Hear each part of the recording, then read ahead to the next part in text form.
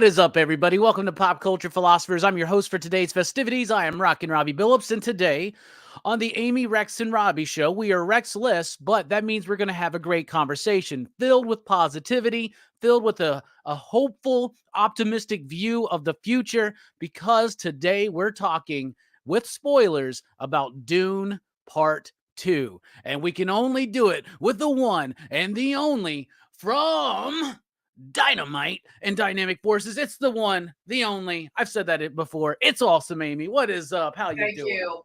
Thank you so much, Robbie, for that introduction. It gets better every week. Thank you. I am very well. I hope you are well as well. I am well as well. We were going to have awkward Alex join us tonight, but he hasn't seen Dune yet, and he was like, "Oh, well." He's like Homer Simpson going back into the bushes, right? Yeah. All right, so we're talking about Dune. I just said I would have let him, but that was his decision. Well, what's cool is that, Rex is not a movie theater guy like we are, right? And this was the one that he said he was going to probably go see. Of course, he's not going to be here today, but maybe we can get his opinions on it if he actually does bite the bullet and get back into theaters, which a lot of people are going to theaters to see this movie, and multiple times. Exactly. It's making a lot of money. It's already over $200 million. I think I don't know if that's international or if that's just domestic, but its opening weekend, it did 82 domestically.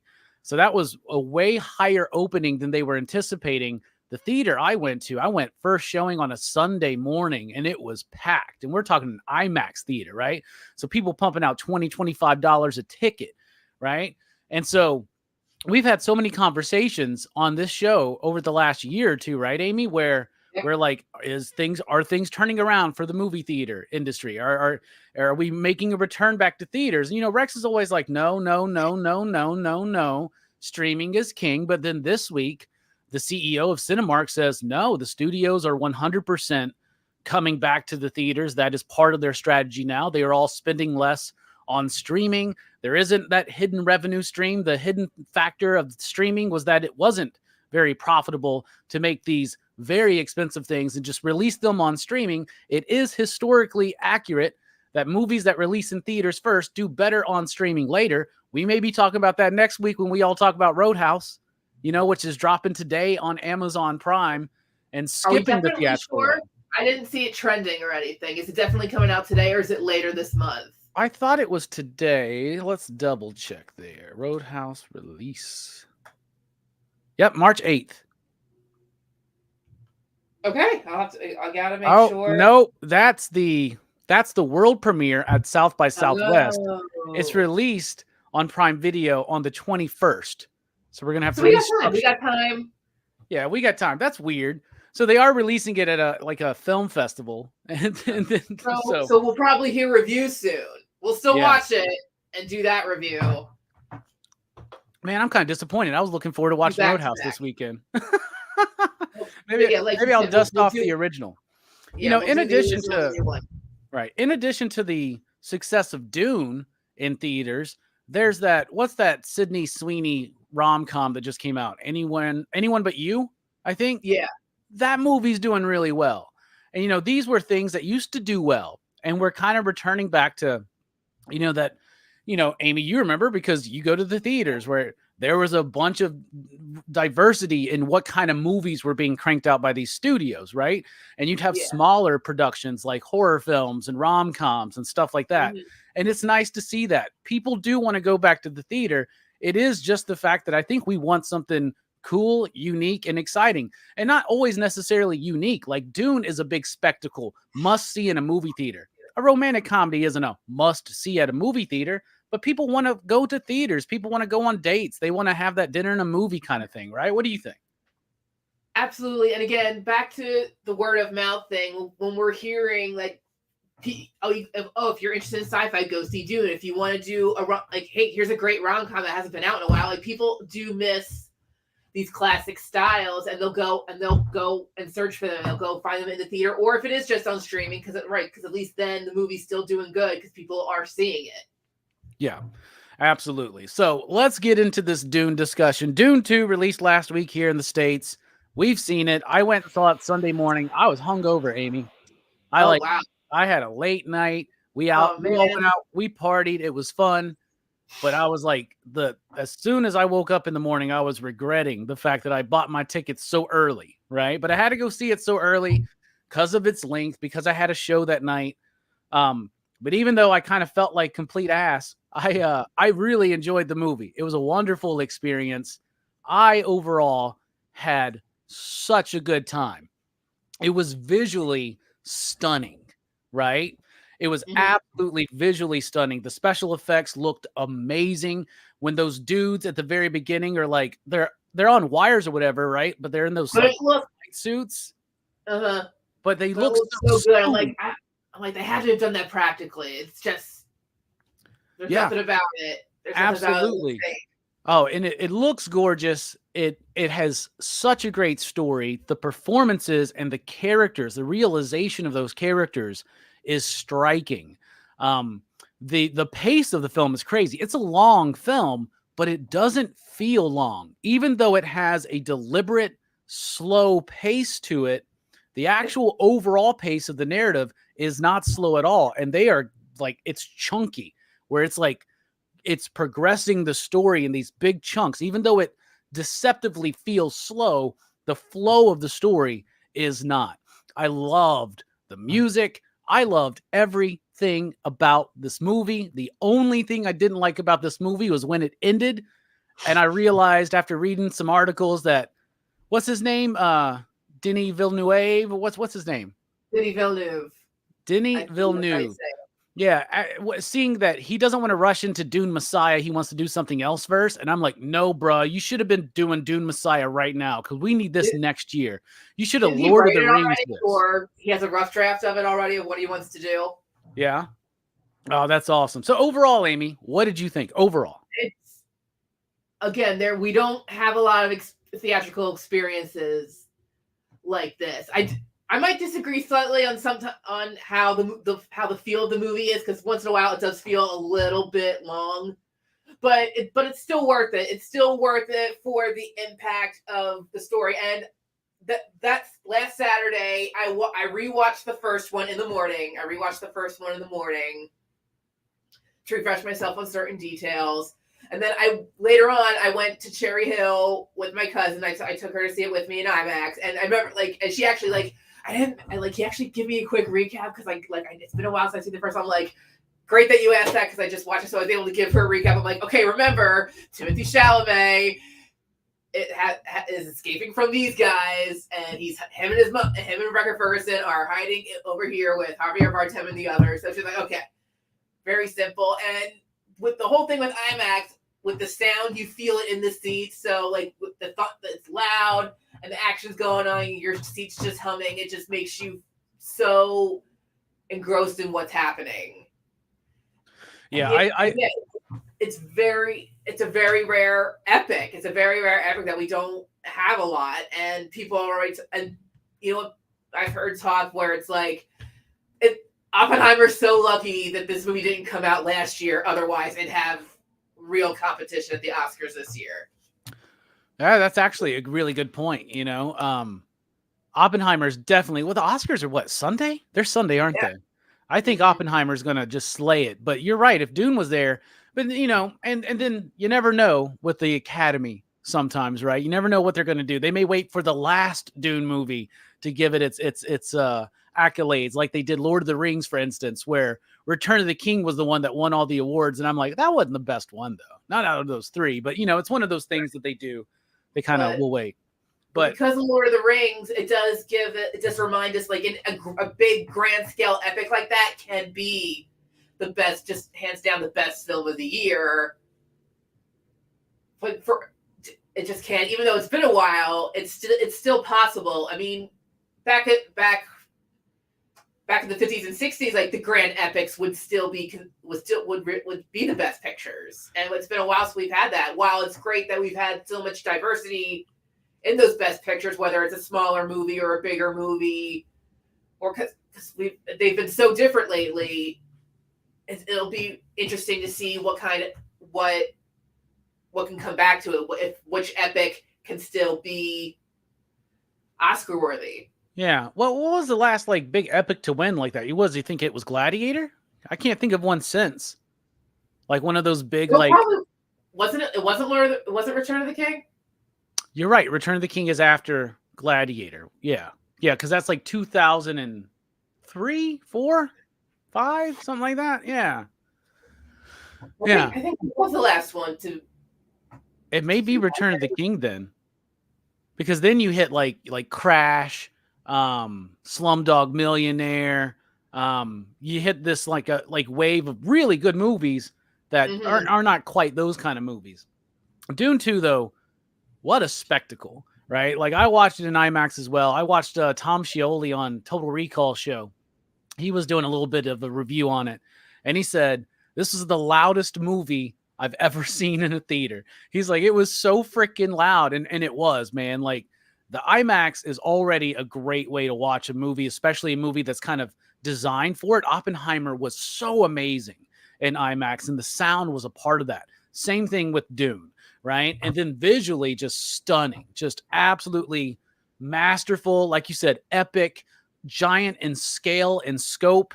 So many characters, a complex story. Now, I was nervous, Amy, that I hadn't seen the first part since I saw it in the theater, right? Like I saw it in the theater and I haven't seen it again. So I was like, oh man, I feel like I should have found time to rewatch it, but it jumped me right back in. Like as soon as it starts, I was like, oh yeah, that's right. They're with Javier Bardem now. And they're trying to run away because, oh, that's right. That dude killed his dad and the emperor. And all that kind of stuff. So it pulled me right back into that movie. I enjoyed it immensely. What about the cast and the performances? Are there any that you want to highlight, Amy, as your favorites that you saw this time?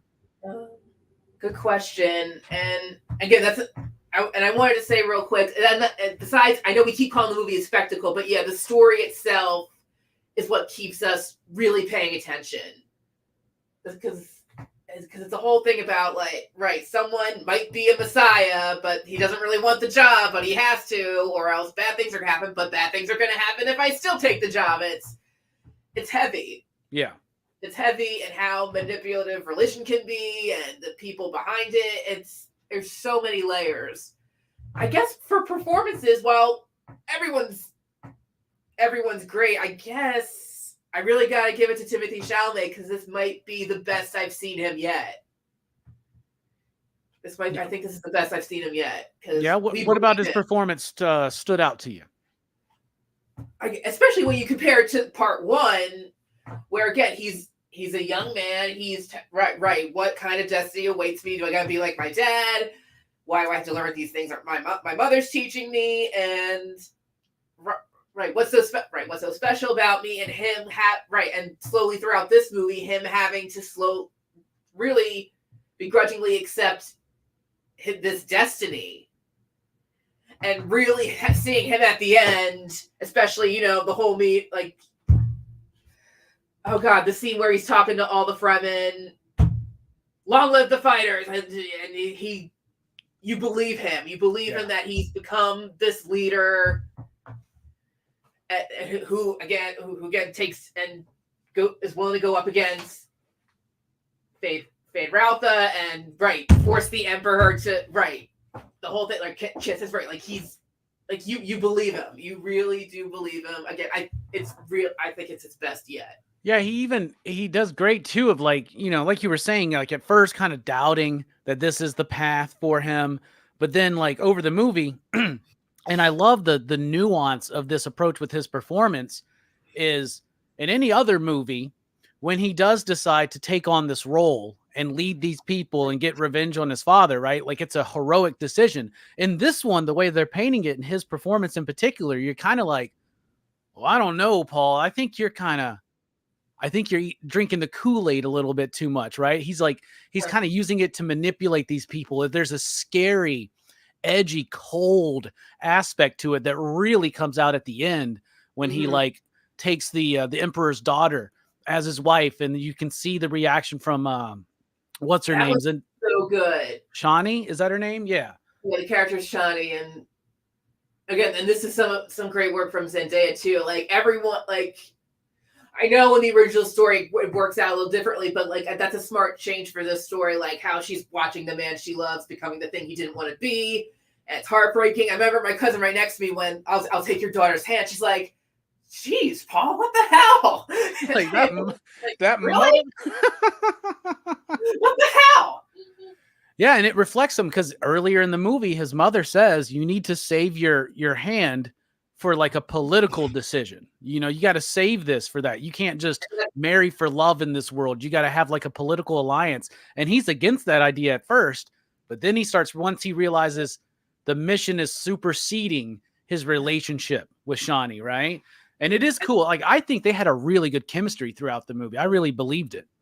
Mm-hmm. And that's what, and we think so. That's what his dad did too. His parents weren't married, so he could, right, legally marry someone else for political stuff. But even he has but back in part one, you know, with Tracy, he has a moment where he's with Jessica. He's like, I should have married you because, right, because they were in love. Like, I think we see a change in Jessica too about how, right, being the Reverend Mother and how she becomes more like really like the rest of the Bene Gesserit, because she was very like tried to separate herself from that earlier, but then she kind of falls back in. Oh yeah. I mean, the whole thing, like Paul wasn't supposed to be a boy, it was supposed to be a girl, but she loved his father enough to make sure he was a boy so he could have a proper heir. Yeah. Like, maybe I shouldn't say proper, but a male heir. Yeah, she's awesome in the film too. She really is. And the only thing that started kind of confusing me was some of the stuff going on with the baby, with Paul's sister, right? And her daughter. But like, luckily next to me was my dear friend who she'd read the books, right? And so she's like explaining to me like what's going on, that the baby's being imprinted with all of this knowledge too. And so it's starting this whole thing. And wasn't that Anya Taylor-Joy? Like when you see her as an adult, so like, I mean, they're setting some stuff up. I saw some people being like, well, I don't know if they're going to do a part 3. I'm like, they're totally doing a 3. The way this movie ends, it can't just end that way. It didn't have a definitive ending, not like the original Dune movie from like 84. And apparently the novel does have a definitive ending. And then when Messiah picks up, it's like, oh, by the way, this has happened in between. They're already setting up some of that stuff apparently from Messiah at the end of this film. And then I remember like the original Dune book is like this thick, but like Messiah is like maybe half that much. So Dune Messiah can be just one movie, it looks like. But yeah, that's what I've heard from people too. In fact, I heard that if they try to stretch Dune Messiah into 2 movies, then that's strictly a cash grab, and we're talking some Hobbit level buffoonery right here. You know what I'm saying? We're gonna make this a 3-hour, 3-hour each epic, man, and we don't. Yeah, a lot happens in that, but yeah, the first book is really dense. So, but didn't he figure it out? He made it make sense. Part 1 and part 2 go perfectly together, and it's a 5-hour epic if you put it all together. Oh, absolutely! I can't wait for the. I haven't bought the first one on Blu-ray yet, so I'm waiting for the inevitable set of all of it in one or something like that. That's. I'm really excited for that. A performance that I was really, really pleased with was Javier Bardem as Stilgar, right? Mm-hmm. At the end of the first one, you're like, okay, so this is going to be the stoic, grizzled new mentor for him to teach him how to be a Fremen, right? And to become attuned to this planet and this desert place and these sandworms. He's going to be, that guy, the grizzled guy. I was really shocked at how humorous his performance was in this one. One of my favorite bits is when Paul's still like very uncomfortable with being this, what do they call it? The Mahdi something. I don't remember what they call it, but yeah. So he's very uncomfortable with being this like messianic figure. And he's like, look, it's not me. And he's like, he denies that he's the one who is so humble, but the Messiah. Right. And it's just like, it's so funny. And he had so much charm in that role, and you could totally tell that he took kind of like he wasn't like a father replacement, but he did become like a paternal kind of figure for Paul in this. And you could see, especially in the scene and it was epic as hell, but that scene when Paul rides that giant sandworm, you could see the pride that he was having, right? Absolutely great. So I loved his performance. I've seen memes online, like Dune 2 in a nutshell, and it's that one bit from Life of Brian. I'm not the Messiah. He is the Messiah. Like that's that movie. That's the movie in a nutshell. That's exactly it right there. Also, Austin Butler, he played Fade in this one. That's after the movie, I realized, because they changed some things around, right? I guess from the original David Lynch one, and I remember that one vaguely because I haven't seen that one in like a long time. But I was like, oh, this is Sting. This is Sting's character from the original. He was awesome and actually very threatening. And my friend was telling me, she was saying that in the book, he's like built up as this presence, but you don't actually see him. He doesn't show up until like towards the end or something. Mm-hmm. But apparently one of the changes they made was kind of like following him for a while. And I loved following him. Like at first I was confused. I was like, I didn't make the connection. I didn't know what was going on. For some reason in my head, I thought Dave Bautista was playing the character that Sting played from the original, but it's been forever. But I loved him. The villains, the Harkonnens, they were awesome. They were so good. And Dave Bautista, big role in the beginning, smaller role towards the end, but it all pays off. Everything set up in that first film gets paid off in this second one in an excellent fashion, in my opinion. Agreed. What did you think about Christopher Walken as the Emperor? Honestly, I wish we saw a bit more of him because, I mean, it's Christopher Walken. We want to see him as much as we can, but the what he was given to do, of course, he did good at. Like again, like I guess his most memorable part is at the end where he's telling Paul, like, you know why I killed your father? Because he was weak, and just like that's really his standout scene right there. So I wish we got a bit more of him, but I was still happy to see him. It may actually be a good calculation not to have too much of them, because then like the more Christopher Walken you have on screen, the more Walkenisms you're going to have. And the more you're going to have being pulled out of the movie because you're like, this is Christopher Walken. Like it cracks me up to see him. Like for the first half of the movie, he's just sitting in a chair looking all grumpy. And I was like, oh my God, this cracks me up. I was watching Jacob's Ladder last night, right? I got a show on Blood Splatter Chatter next week. So I was watching that last night. And me and Jamie, it was the same person I watched Dune with. And I don't know if you remember Jacob's Ladder, but Tim Robbins, one of his sons, is played by Macaulay Culkin. I haven't seen this movie in over 20 years. So I completely forgot that. So there's this very somber moment where he's got these old photos, one of them of his son who had passed away, and he's looking at it tenderly. And then we see what's on the picture, and it's Macaulay Culkin with this big doofy smile. And it pulled me right out of the movie because I was like, Macaulay Culkin? It was just like, it was cracking me up. I've seen some people actually criticize the movie for that. Like Christopher Walken was miscast, but I don't think so. I think he killed it. I think he killed it. And I think that him being in there for the smaller amount that he was actually helped it a little bit better. So that's why I think great performances all the way through, though. What about the style and the structure, like the cinematography, the pace of the movie, the script? What do you think about that?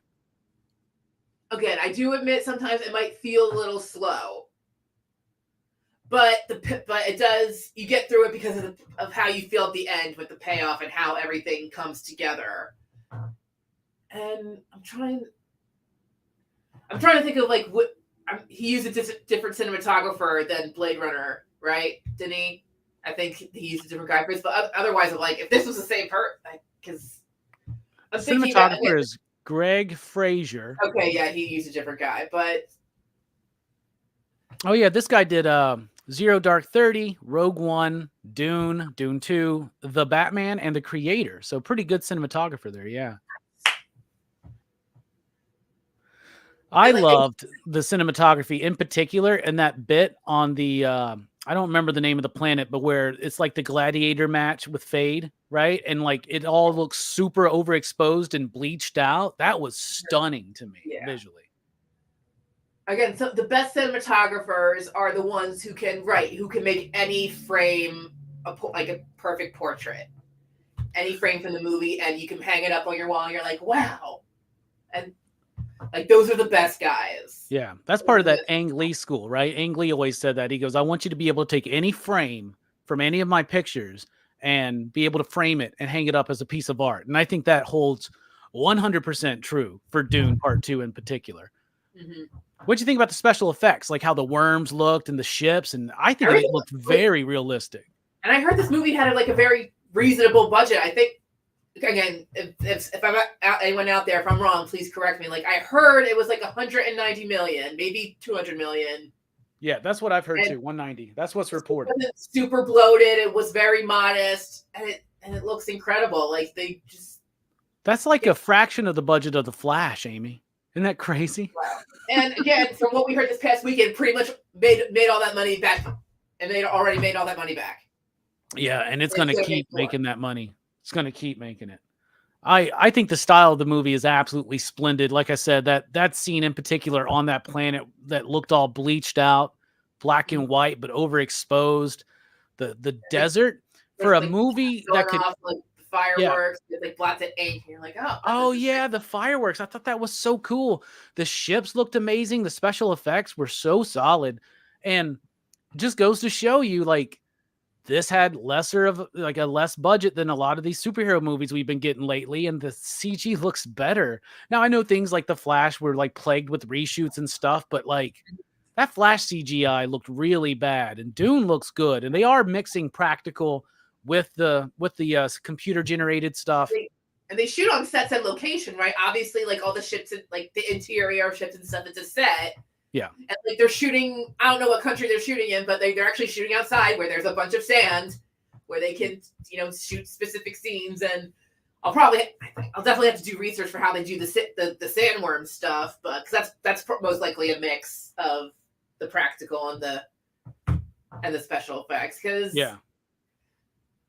I would love it if it's a dude.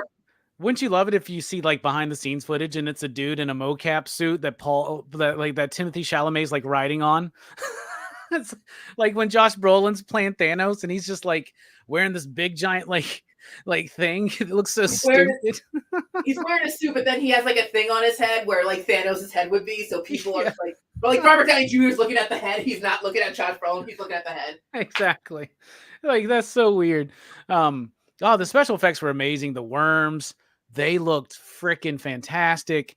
And for a movie where a big portion of it is in a desert, it could be very bland visually, but it's not. It's actually very intentional with the limited color palette on some scenes, and then the colors used, like it really pops. And I think it's just cinematography wise, I think it's absolutely brilliant. I like the pace. I don't think it slows up for me.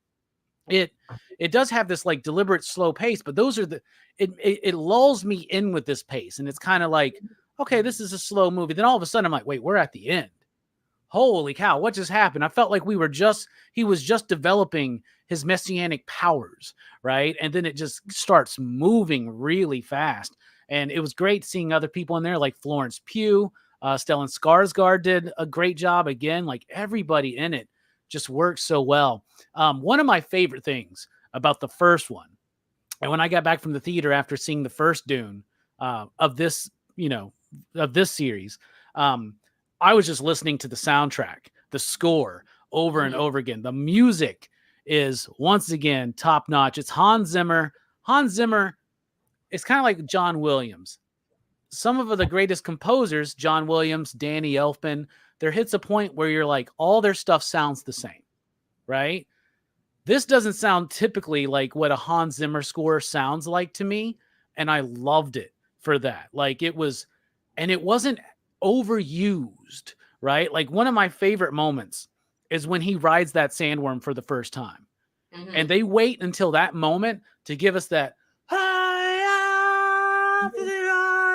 They wait until then. Anybody else would have like thrown that right out, like Star Wars did, like bam, ba-da-dum. But this one holds it back. This movie practices restraint for something that we've been describing as epic, huge in scope and scale, and just a spectacle. Mm-hmm. The amount of stuff that's actually held back and the way that the filmmakers are refraining themselves and letting it build up absolutely rocks for me. What do you think about the music in the movie, Amy? Love it. And it has become kind of one of those themes where it's so like you hear a particular theme and you know exactly where it's from. Now Dune has that theme where it's like, oh, yep, that's Dune. That's definitely Dune. You hear that weird screaming? Yep, Dune. Yeah, absolutely. This movie's doing a good job of playing with some of its themes. What's this movie about to you? Like what are you taking as an audience member? What is the movie speaking to you on a thematic level? I guess real. I mean, I know. Like there's so many themes. You have people fighting, like with the royal houses fighting over spice and who should run it, but sometimes the more interesting part is when you think about the Bene Gesserit and how they're kind of manipulating everybody, and they're using, because essentially again they're using religion to control people, like, and how, like, because they're planting the legends of this Messiah, and they're planning to make the perfect Messiah who will do what they want, and how powerful belief is, and to just believe in anything. Because you think of the scene, Javier Bardem's looking at Timothée Chalamet, he's like, I don't care if you believe, I believe. And how strong it is, and how unwavering it can be, and how, like, the good and the bad that comes from belief. Yeah. That what you just described, that moment right there, it reminds me of The Matrix, right? When Neo goes, Morpheus, I'm not the one. And he goes, my beliefs do not require you to believe so. Right. And like, it's picking up on some of those same themes. Right.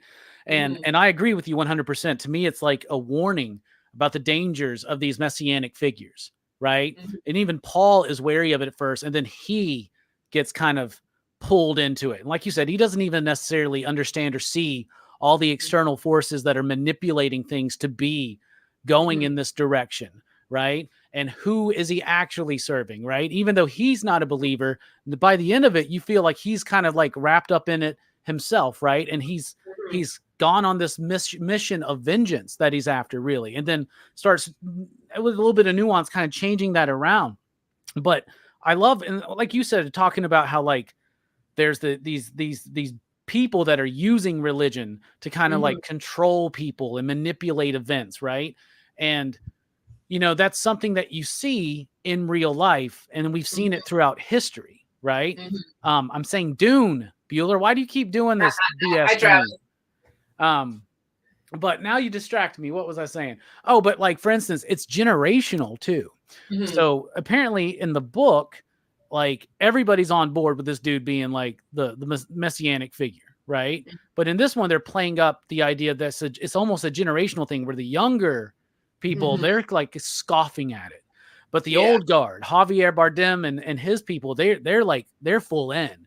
And so it's kind of playing with that dichotomy between like the more conservative, fundamentalist older generation and the more radical, newer, we're on our own kind of younger generation. I think it's playing with that theme as well. Absolutely. And how much really, again, the younger generation are changing the idea of what to believe in. Do you believe in a figure, or do you believe in ourselves? Because that's Chani's thing, isn't it? She's like, no, I believe in the Fremen. I believe we can save ourselves. We don't have to rely on anybody. Yeah. Yeah, I love that. That's a relevant, go ahead. And that's a relevant theme for everybody. Like, I don't need to pray to somebody. I can do something myself. I don't need to wait. I don't need to rely on anything. Yeah. And you know, there's also a lighter theme in there too, of like needing people, right? Like you need to rely on people. You need to be open to the wisdom of those who came before you, and you need to be open to the more maverick ways of the younger generation, right? It's a balance between the two that kind of brings it back. And I think balance is a thing that they're talking about in this film as well. Absolutely. All right. So out of 5 possible you digs, Amy, because that's how we rate movies here on the channel, with you digs. So out of 5 possible you digs, what do you give Dune 2? Just for everything it made me feel, 5 ya digs. Absolutely, it's 5. 5 ya digs from Amy. I'm going to go right there with you and say 5 ya digs. There's nothing about this movie I did not like, except for when it ended. I was ready for the next one already. And when it's people want this kind of movie. People, we need these kinds of movies. Exactly, right? When I left the theater after the first one, I went and I bought the book because I was like, I want to know what happens. I'm excited to check it out. Now, I've yet to read that book. This is really big, and we're all very busy people, right? Mm-hmm. But after watching this one, I was like, I need to read that book so I can read Dune Messiah, because I can't wait 3, 4, 5 more years to, like, get into it. What does Bueller say? Let's have a race. I will start binge watching Dune, the original Dune 1 and Dune 2 when you start the live review show, and let's see who gets done first. He's always making fun of our PCP movie nights because we have movie reviews that last longer than the movies. Sometimes you got, like, for how much you want to say about a film, especially good stuff, it'll take a couple hours. Yeah, especially if there's 6 of us on the screen, Bueller. You were a part of one of the 2 hours of joy and enthusiasm than 2 hours of this is why this movie sucks. Like, I can't stand those videos. Like, you guys sound miserable. You know that? Yeah.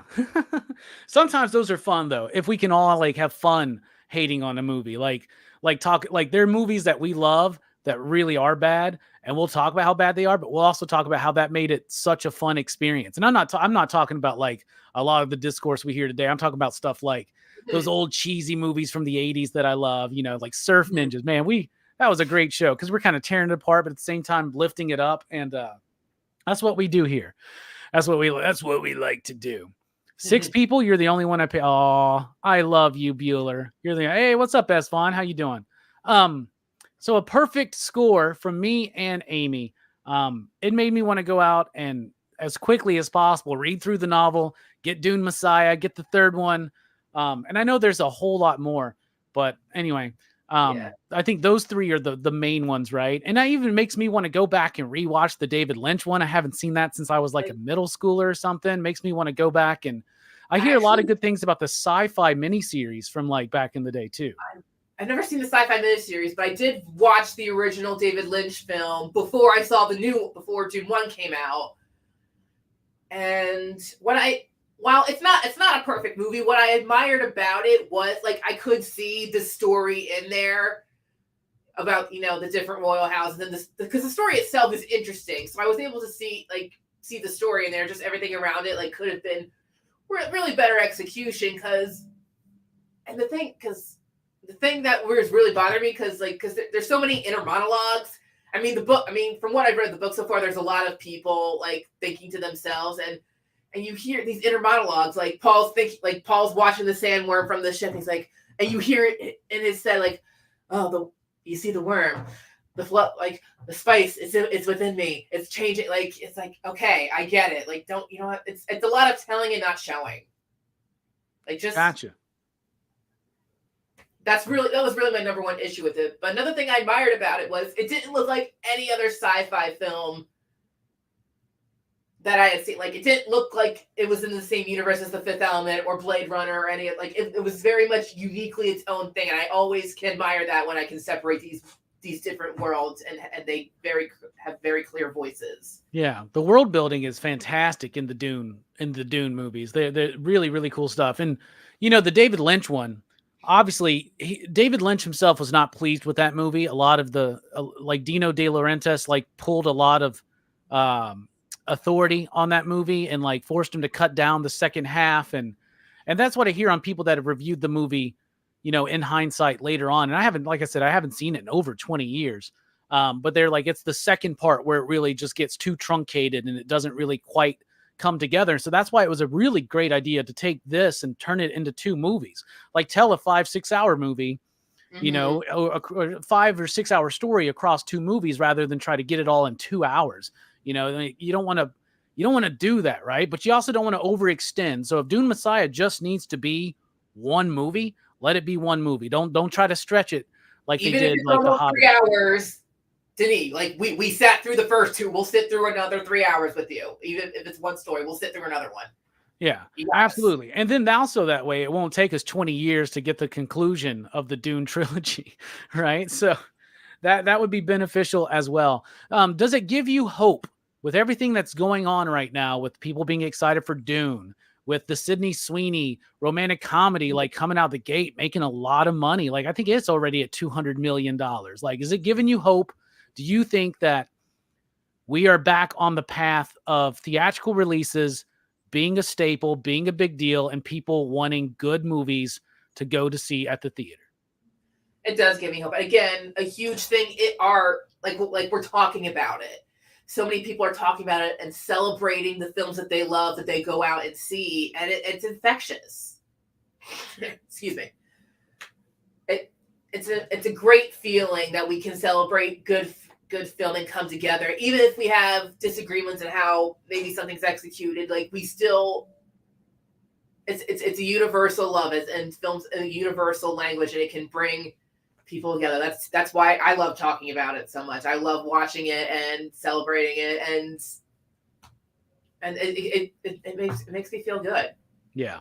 Makes me feel good, makes me feel hopeful and optimistic too. More people are coming to my theater.